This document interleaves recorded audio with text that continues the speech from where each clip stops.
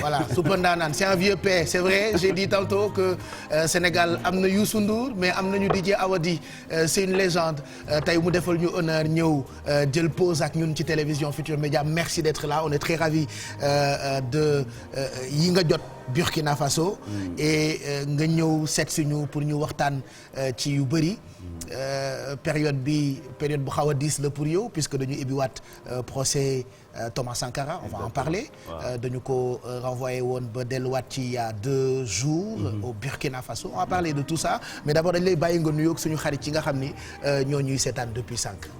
waaw maa ngi nuyu ñëpp vraiment ku ci nekk nag ci sa tur ak sa sant et dire merci au peuple sénégalais et dire merci à GFM pour l'invitation mais surtout à toi l'appel d'hier m'a fait plaisir ma waat baxaw et mais comme c'est dit soo leen ma woowee mun moo def lu dul ñëw parce que voilà je pense que fii itam sama kër la et remercier aussi borom kër gi Youssou Ndour. C'est normal alors lii ay distinction la yoo xamante ni yaa ngi ko jëlee Burkina Faso on en a parlé jubilé nañu d'ailleurs sax bi ñu déggee ci marche u FESPACO bi yenn ci ay célébrités jox nañu leen ay distinction par rapport ak liggéey bi ñuy liggéey pour continent bi d'abord le fait de participer rek ci FESPACO bi en tant qu'artiste c'est un honneur mais après boo demaatee am ay distinction foofu c'est plus que honneur boo mën a jot ci bokk ci FESPACO bi. waaw xam nga dëkk boobu dañ ma ñoo ma bëggal seen bopp. D'ailleurs tous les Sénégalais quand ils arrivent là-bas ils se disent mais yow fii gars yi bëgg nañ la donc et c'est quelque chose qui me touche depuis des années. waa Burkina ñoo ma bëggal seen bopp et en marge du FESPACO il y avait d'abord juste avant le FESPACO il y avait les REMA c'est comme ça et REMA c'est les rencontres de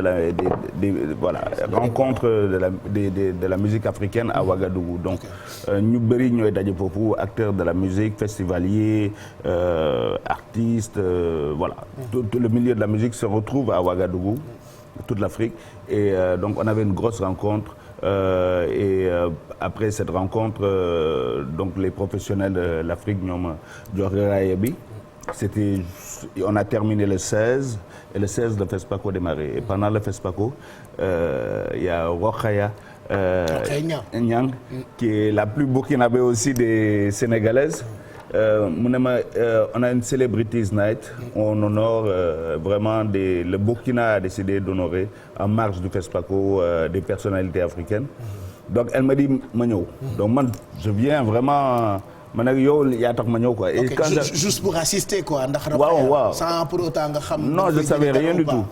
mais egg foofu jékki-jékki j'étais derrière à smoker di déconner. et puis il y a Issaka Sawadogo un artiste de là-bas un grand comédien. qui me dit viens mu xëcc ma rek ma dégg sama tour et ñu jox ma raaya bi donc franchement ça fait plaisir c'est pour man. trophée du mérite. voilà pour man signe d'amitié la. signe d'intégration panafricaine. et loolu moo ci. gën a neex. Tu vois et il y avait pas que moi il y avait ñoom Oumissi il y avait Kouthia et Kouthia a beaucoup de mérite. Et c'est quelqu'un que man j'admire et que je respecte énormément. Que tout le monde admire. Et dégg naa coow li nag mais je pense que jaru ko parce que Kouthia est une icône nationale que chacun d'entre nous doit protéger. C'est le bien du Sénégal ku ci nekk ci ñun on doit le féliciter et l'encourager. Je pense qu'il aura d'autres rails au pays. Et donc voilà moi daal je remercie le peuple burkinabé.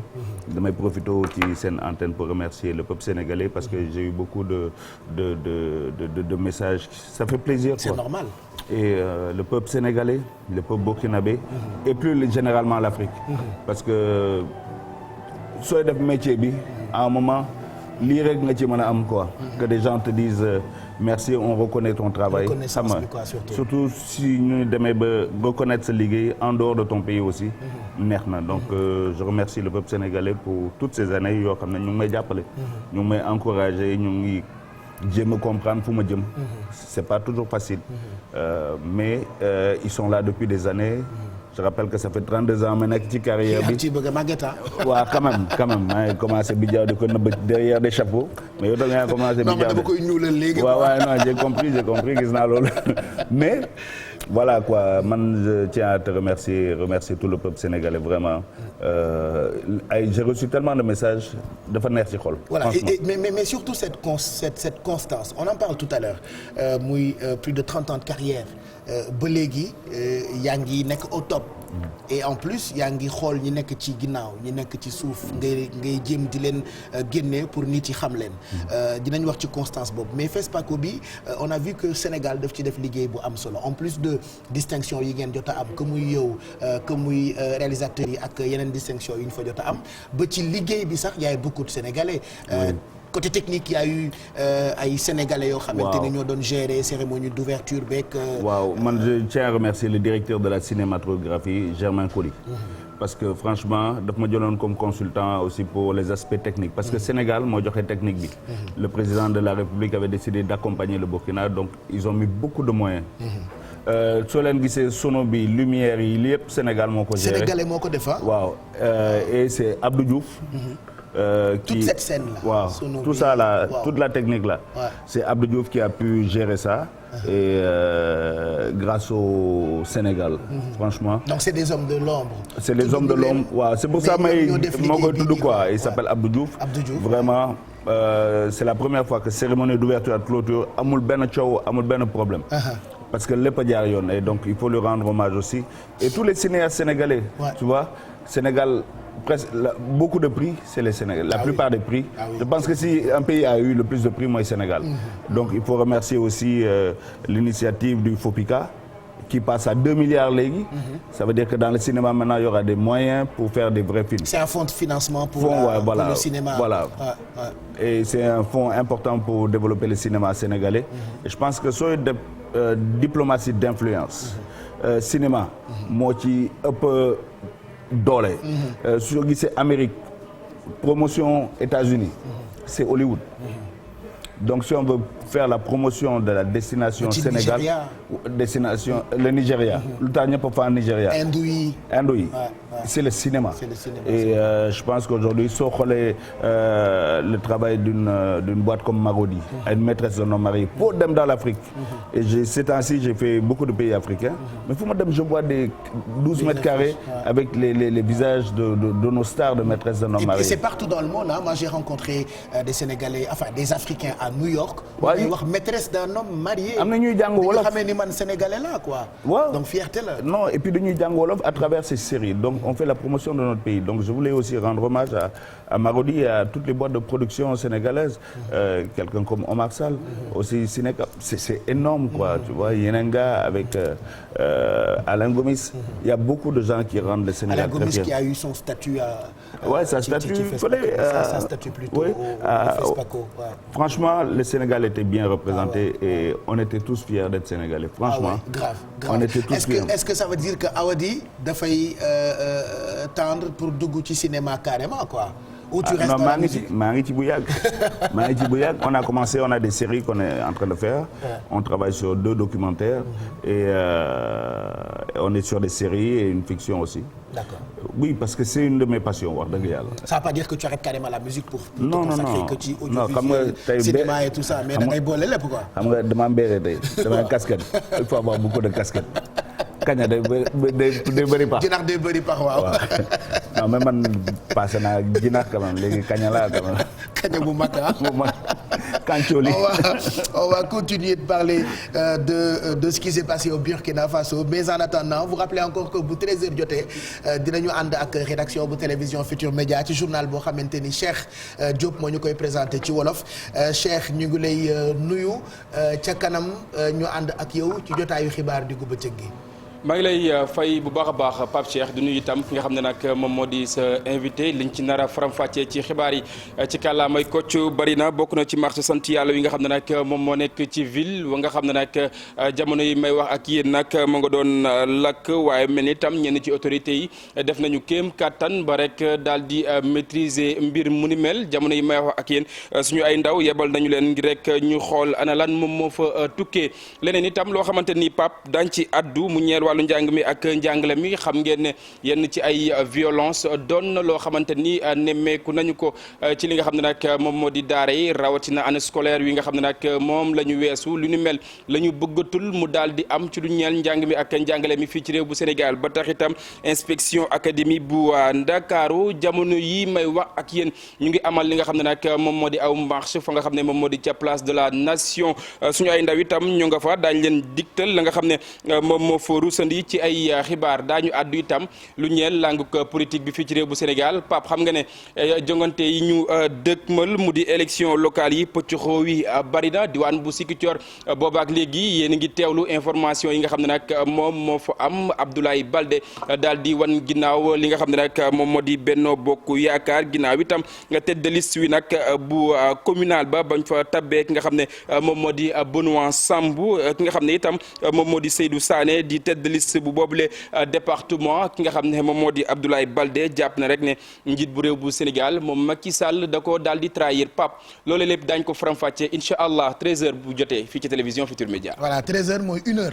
13h mooy 1h Pape. à tout à l'heure 1h. on te à tout à l'heure ci jotaayu xibaaru diggu bëccëg gi Cheikh Diop ak rédaction bu télévision Futur Média midi 36 mooy doog a jot Awadi prend sa pause tey ci télévision Futur Média pour parler de distinction yi nga xamante ni am na ko Burkina Faso ci FESPACO bi et puis daañu waxtaan ci actualité entre autres procès bu Thomas Sankara et puis xalaatam en tant que porteur de voix fii ci Sénégal ci évolution wu yenn ci actualité yoo xamante ni ñoo ngi koy am surtout ci wàllu politique on en parle benn bu ci nekk beaucoup de gens dañuy wax ni ay festival yu mag ci yeneen dëkk lay gën a am que fii ci Sénégal et vous yéen yàgg ngeen dund ay festival moo xam Afrique wala yeneen dëkk yu nekkul Afrique c'est quoi le problème ba Sénégal mënul am festival am quoi mënul am FESPACO wam France am nañu festival de Cannes yeneen dëkk yi am seen ay festival am na ay festival yu ndaw.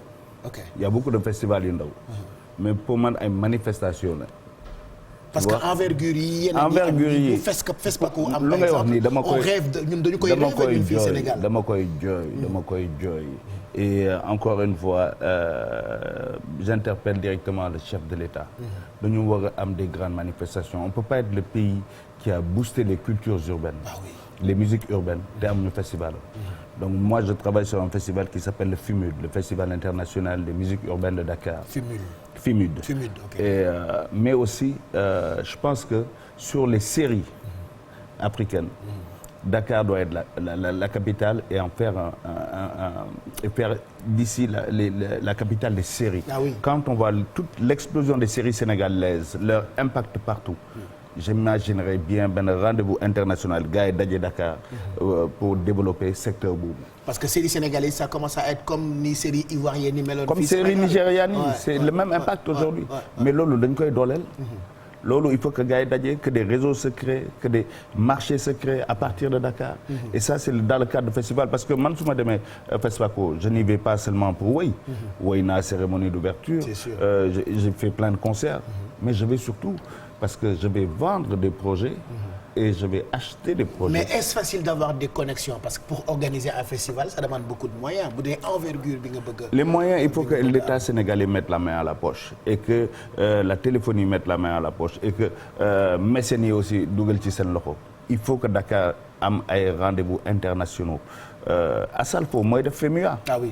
Le FEMUA c'est un des plus grands festivals Côte d'Ivoire. Et cette année Sénégal était l'invité d'honneur. Un artiste qui c'est un artiste. Un grand festival. Ouais. Donc loolu man je suis quelquefois même jaloux de la Côte d'Ivoire je le dis en rigolant je dis ça à mes amis ivoiriens je leur dis c'est pas normal que ñun aujourd'hui ñu booster leen je me rappelle que ñoom Magic System bu ñuy commencé. maa la njëkk maa la njëkk invité fii ñu nekk groupe bu ndaw. tu vois aujourd'hui ñoom ils font le plus gros festival de l'Afrique de l'Ouest. donc mais lan mooy problème bi fii Sénégal. il faut que suñu président jox ñu moyen ñu def festival yoo xam ne on va mettre le Sénégal sur la carte culturelle de l'Afrique. loolu dafa manqué. parce que amuñu rendez-vous annuel là. Au Maroc il y a des grands festivals yoo xam ne waa Essaouira voilà mu ngoog. mais il y a plein de festivals yoo xam ne man je passe mon temps à faire le festival d'Afrique gars yi dama ne mais tu organises quand ton festival damay jàpp sama bopp rek xam nga di jooy. C'est sûr que quand tu arrives dans ces pays-là tu as mal. mais non daf may métti. parce que potentiel baa ngi fii Sénégal. mais potentiel baa ngi fii équipement yaa ngi fii technicien yaa ngi fii. Il nous manque rien il nous manque des moyens et une volonté politique de mettre le pays là sur la carte culturelle donc damay profiter j'appelle le président de la République. Recevez-moi, il faut qu'on ait des manifestations aussi grandes que le FESPACO, aussi grandes que le FEMIA, aussi grandes que Essaouri. C'est important pour l'image de dëkk bi. de toujours temps yi maa ngi doxante ci festival yi mois bi yëpp maa ngi woon ci ay festival. Je me dis mais Sénégal il se passe rien. Il se passe rien. C'est dommage hein, tu sais ay festival ce genre de rendez-vous. day jaay. non mais day jaay et puis day crédibiliser. même le monde économique. Quand il y a un festival, ça veut dire que si la culture marche, ça veut dire que l'économie va marcher. De rassurer le monde des affaires. Donc dafa ànd ça booste la culture, ça booste le tourisme. te bañ a yam ci ay tànn biir kese quoi. non nañu bàyyi yooyu xam nga c'est du saupoudrage xam nga non. ay petit tànn biir man dama gëm ne loo toojul du kawe. Faut pas faire semblant de faire un festival. Fii on fait semblant de faire des festivals. Festival dëggantaan. da ngay am ay ambition nga wane ko.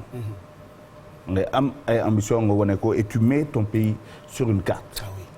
Et loolu ça manque. Donc man daal j'en appelle aux autorités. musuloo ci wax ak autorités yi tu as été activiste de la culture Abdoulaye Diop au Burkina Faso peut-être am nga yenn connexion yi ak yenn autorités yi. waxtaan naa ci avec le chef de l'État. waxtaan nañ ci je pense qu'il a la volonté. mais je pense que temps yi moom avec tout ce qui se passe politiquement taluma mais je profite de ta plateforme pour dire nous avons besoin pour la culture sénégalaise de gros événements et pas seulement pour la musique pour le cinéma on a besoin de 2 ou 3 grands rendez-vous pour le Sénégal qui vont mettre suñu dëkk wane aussi suñu attends on peut pas avoir Youssou Ndour Baba Maal Ismaël Lo Awadi of course. Bon tous ces grands là dans ce pays avoir le pays de Sembène Ousmane de Alain Gomis de tout ça, et puis on voit rien. Alors que partout les Sénégalais sont célébrés. Ouaga a célébré Ababacar Sam Makaram, qui est un des créateurs du FESPACO, avec Ousmane Sembène. Mais qu'est-ce qu'on fait maintenant au Sénégal? Mais affaire dama metti. Ça fait mal hein? Non billahi dama metti. Parce que même tous ces pays là bu ñu dee organisé fii Sénégal la ñuy jël ay expertise ay borom xam-xam ci domaine yooyu yóbbu leen ci seen dëkk yooyu. Donc nous on peut organiser. FESPACO techniquement. Le directeur technique c'est Abdou Diouf. Et le consultant technique c'était moi. Man maa def consultance technique bi pour je remercie pour sa confiance Germain Coly avec Abdou Diouf mais ça a été magnifique. ay Sénégalais Gassira mu ngi woon foofu di liggéey mais blocage bi du ci autorité yi kese. non il faut mu am benn volonté politique. parce que je sais que si le ministre su ne man bëgg naa def festival. suñ ko joxulee doole suñ ko joxulee budget du dem. après ñun tamit les autres pays africains ils disent que ñun dañu nekk pays à part wolof rek la ñuy làkk ñun ñu ngi ci suñu. mais justement monde dañu nekk à part quoi par rapport au mais non le festival a prouvé que. on n'est pas à part. On n'est pas à part. Mais si on se considère à part, on s'exclut. C'est vrai. C'est nous qui devons amener tout le monde vers nous. Côte d'Ivoire, il vient de la guerre. Dañu pare ci guerre bi rek waa ji ne non je vais remettre mon pays sur la carte. Commencer à organiser ay festival yu rëy. Massa ñëw, FEMIA ñëw. Ah oui. Massa c'est des milliers de personnes qui viennent à Abidjan. FEMIA c'est des milliers de personnes qui viennent. Ana Sénégal. Le pays de la culture par essence, le pays de Senghor. te amul culture. et on dort en classe. non instant on dort en classe. c'est pas normal. c'est vrai que ñu ngi koy waxtaan di ci reetaan mais plaidoyer la à la limite. non là je fais un vrai plaidoyer pour que les autorités. la téléphonie. parce que festival état kese mënu ko def. il faut volonté de plusieurs personnes des partenaires des sponsors. des mécènes et puis il faut aussi des mécènes. mais d'abord il faut y croire. et puis gëm ne culture mooy moteur de développement d'un pays. et quand on dit culture il faut pas gars yi gis seulement folklore bi fooy pecc bi. non économie de la culture la ñuy wax tey. On parle d'économie de la culture, on parle d'industrie culturelle. L'industrie de la culture, l'économie de la culture. Foofu la ñu toll aujourd'hui. Il faut pas que Sénégal avancement bu mu am nii ñu koy perte au profit d'autres pays. Il faut qu'on regarde l'exemple de ñoom la ñuy def et puis qu'on se réveille. Parce que pour le moment nous dormons en classe. C'est ça qui est la vérité. Et c'est pas normal. C'est pas normal. Nous sommes donc en 2021. c'est vrai, il faut nga jàppale ma ci plaidoyer boobu. ñun pare nañ on a déjà nos dossiers. parce que man depuis FESPACO bi je reçois presque tous les jours ñi demoon ci festival bi. Hier j'ai reçu Molikan. Mais Molikan, qui a eu son poulain. Mais Molikan, c'est un exemple. Tu te rends compte que ce jeune-là, c'était un handicapé qui n'aurait peut-être pas eu de chance dans la vie. Et Euzan Paltzy a misé sur ce jeune. Et aujourd'hui, lu mu misé woon yëpp mu ngi koy gis. Molikan a trop de mérite. Il a trop de mérite. Et c'est parce qu'il y a des gens comme Aziz Boy qui étaient derrière, un prof qui a formé plein de jeunes cinéastes. Les Angel Yaman a représenté dignement le pays. Tu vois, Moussa Hassan Absa était là-bas. Mais qu'est-ce que ça te fait quand tu vois ces jeunes yuy inventé di def ay liggéey yu extraordinaire et malheureusement ils sont pas très connus ci seen dëkk. Qu'est-ce que ça te fait? Chaque fois qu'il fait un film su ñëwee dama koy jàppale pour tout ce qui est son, pour tout ce qui est musique. dama koy jàppale parce que dama gëm ne il a du talent, c'est un des avenirs, c'est un des gars qui va représenter le pays au plus haut parce que da ko gëm. Molikan c'est un boy de la banlieue. boo xam ne dafa gëm boppam. am fulla am fayda. aujourd'hui soo amee lii bettuma man du ma bett. mais il faut pas que Sénégal di continuer di suul ay ndaanaanam.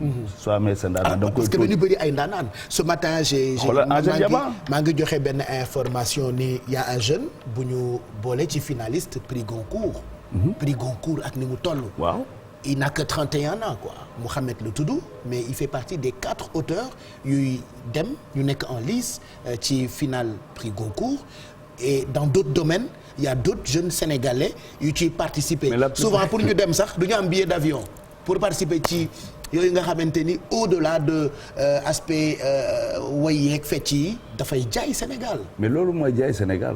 loolu mooy jaay mais par contre tu verras gars yi su taasu woon su taasu woon. day buzz waaw day am buzz mais y a pas que le taasu quoi. xam naa bu leen mayoon qu'est-ce que portele qu'est-ce. bëgguma Dakaru njël voilà. bon yàlla baax de toute façon on demande aux autorités ñu gën ci jàpp bu ko defee ni Côte d'Ivoire Maroc ak yeneen dëkk yi amee ay festival yu mag fii Sénégal am ko Baxaw bu Dabrène si ñu ngi koy nuyu. Très positif.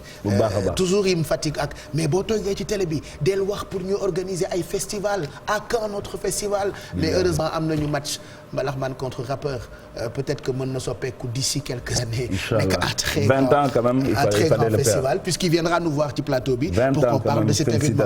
sànq maa ngi wax ci Constance bi mais d'abord sa diggante ak Burkina Faso moi j'ai eu la chance ànd ak yow Ouagadougou avenue Kwame Nkrumah écoute DJ Awadi tungu ne du teew ñu nataal bu wàccee Burkina Faso c'est comme seen président moo fa wàcc quoi c'est quoi ta relation ak dëkku Afrique yooyu que muy Bénin que muy Burkina Faso que muy tous ces pays africains là foo ci wàcc rek day mel ni yow foofu nga dëkk je pense que c'est une question que je te pose tout le temps.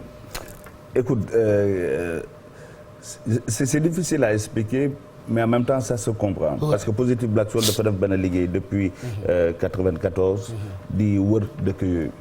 ñu koy wër di koy wër. fekk dëkk yooyu amaguñu rap déjà. amaguñu rap n'existait voilà pas. bu ñu ñëwee ñun la ñu déclenché seen rap un peu partout donc voilà pourquoi ils m'appellent tous le vieux père.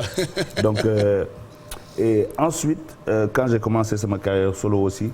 j'ai refait 44 pays.